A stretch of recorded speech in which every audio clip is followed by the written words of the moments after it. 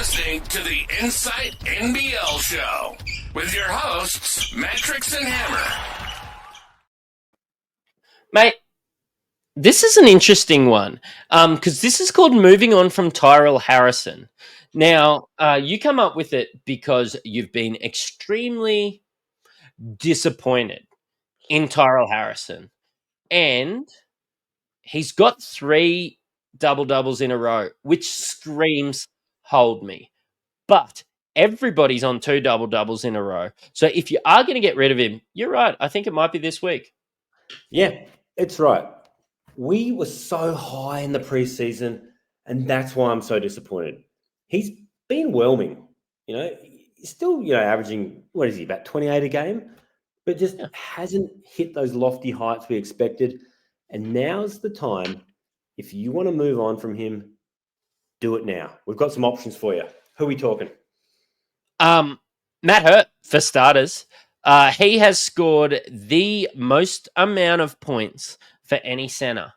Look, still 3 doubles in the last 5 weeks.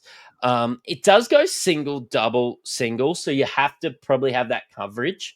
But at 352K, you've got to pay up about 50K from him. What do you think about Matt Hurt? Look, the schedule got me a little concerned because I'm hoping to sit and set and forget for a couple of weeks.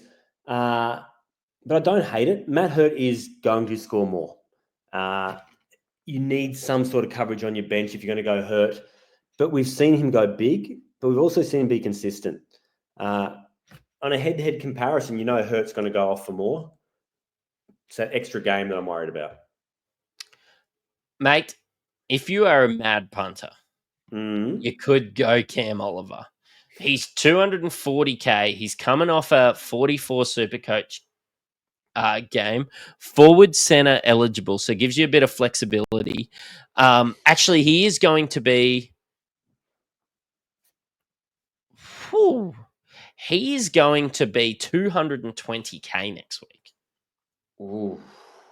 Now, that's downgrade option. Downgrade option, right? But you could start him. Bring out cash for something else, mate. People were talking about bringing Darius Days for this money a couple of weeks ago. I'm just maybe he is your second center option. Honestly, mate, I could get around this. You could pivot from an Almanza as your backup center to Cam Oliver. That price has got me intrigued. I was about to say to you, mate, what are you even bringing this into the chat for? Why was this on the run sheet? But all of a sudden, it's viable. And just like Matt Hurt, he's also forward center eligible, which means you're going to have some flexibility if you've got these dual position players, which might become important down the stretch between those center and forward positions, especially your benchies. Don't hate it. Also, don't love it. I'm going to get a bit left field with the next one. Okay. Give me the Lumberjack. 2.9% owned. Again, center forward eligible. Coming off 31. Now, he has more fouls out in about the last 5 weeks than anyone else in the comp. But if he can if he can keep himself out on the floor there, the minutes are there. He plays an extra game than anyone else. Like round 20, cans are going to be crucial. You either have Tanner Groves or Sam Froling round 20 in a perfect world. And Tanner Groves could be the pod. We just saw Sam Froling throw up an absolute turd against Tanner Groves. But the luxury is that both Froling and Groves are forward center eligible. So what's your normal saying? Mikasa Sukasa might not get both? Something like that. But look, my wife's actually had Groves in her team as a backup center for probably the last 3 to 4 weeks. Picked him up around that 200K mark. Look, I don't hate it. And you're right, the role's increasing. He does show glimpses. What concerns me, though, is that he doesn't rebound the ball well.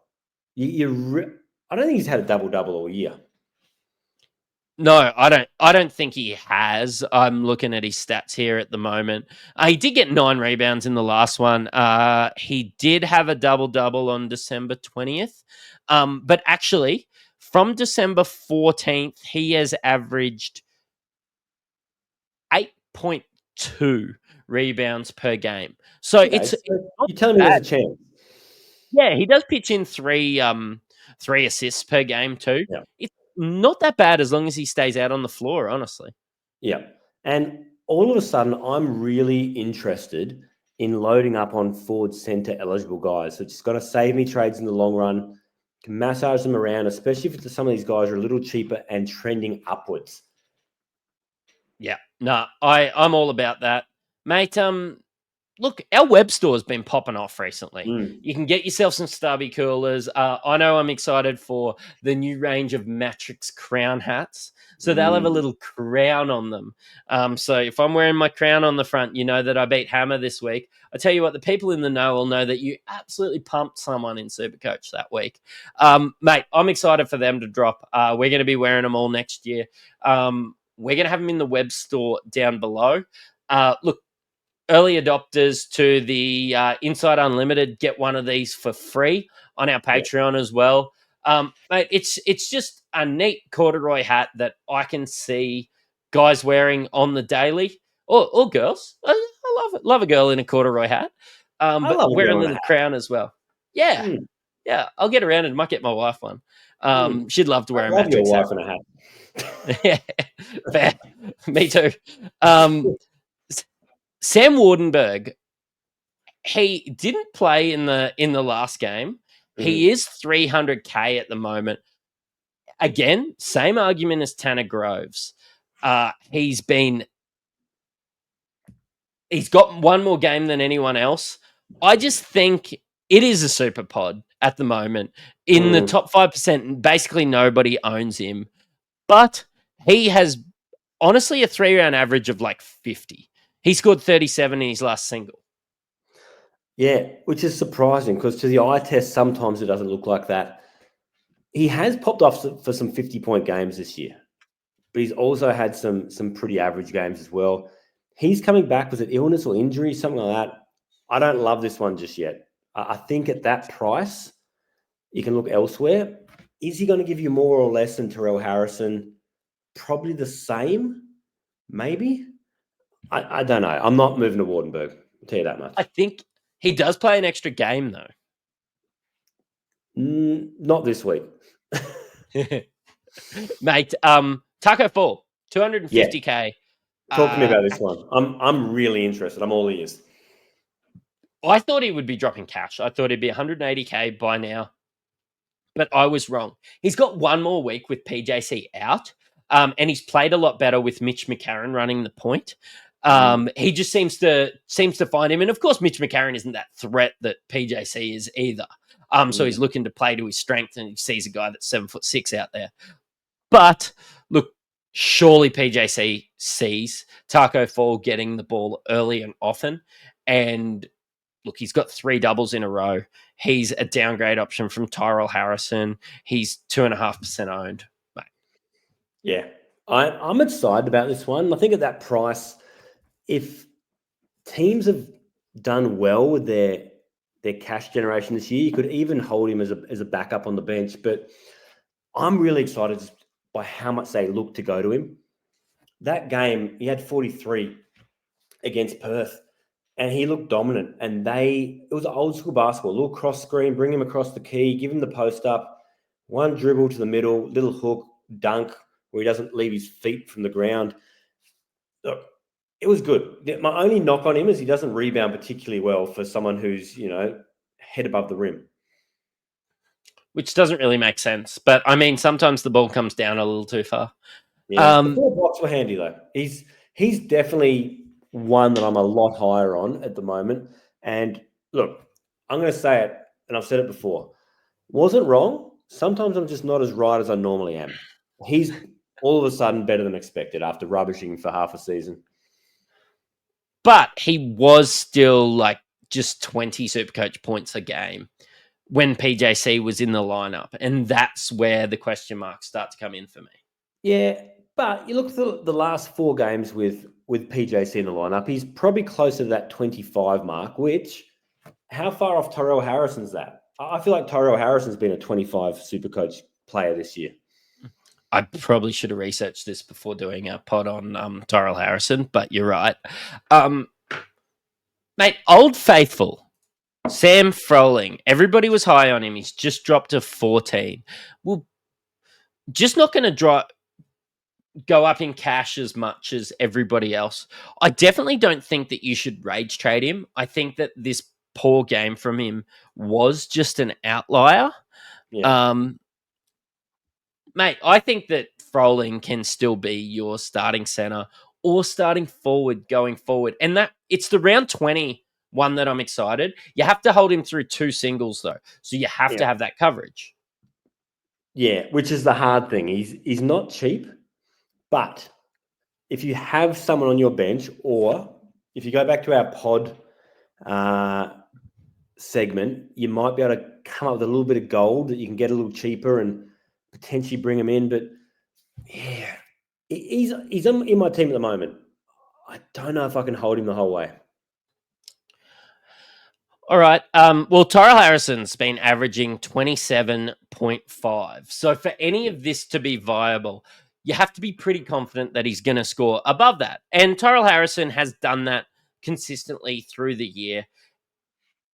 We were expecting more from Tyrell, but it does seem like if you did want to look for a pod, one of these guys outscoring Tyrell Harrison seems a lot more likely than getting in a pod for somebody to outscore a KD or somebody to outscore a Xavier Cooks on a double or somebody like that. Like that's where the interest comes in trading out Tyrell Harrison. We're not just poo-pooing Tyrell Harrison. We're saying that the way that these guards play, they're not finding Harrison as early and as often as we'd like for our star center or our center that we need to run for the run home. I think that all these guys I've mentioned have the opportunity to outscore Tyrell Harrison through the last 4 rounds. Yeah, for sure. It would be nice if the Bullets would all of a sudden start playing like the Breakers and just feeding the big fella all of a sudden. Go to him early and often and let him eat. Now, I got one more that... Okay. It's Trez, right? So I've been playing him at forward whenever I've had him, but you got to remember he is center eligible as well. Yeah. Look, I think if you could move him to center or bring him in at center, if you let go of Tyrell Harrison, you're not down that much cash, and you could probably find more value at forward. I think that could be a very viable center option. Yeah, it's not a bad one. I've been holding Trez on the bench. I probably didn't mention him because of how much money you have to spend to get him. True. Like you've got to pay up for him. But hey, if you can start Trez at center, the schedule allows. He's got 3 doubles in a row going forward. I don't think there's a bad matchup for Trez out there in the league with how much KD finds him and how big and strong he is. Mate, Trez at center. Write that down. Especially while Adelaide's still on the cusp of having a chance at the playoffs. So I reckon once they can't make it, Trez will drop his bundle and leave. But while there's still a chance, I think he's one you could ride. Mate, that's the end of our 4-part mini-series. We've tried something different. We tried to keep them to 15-minute episodes.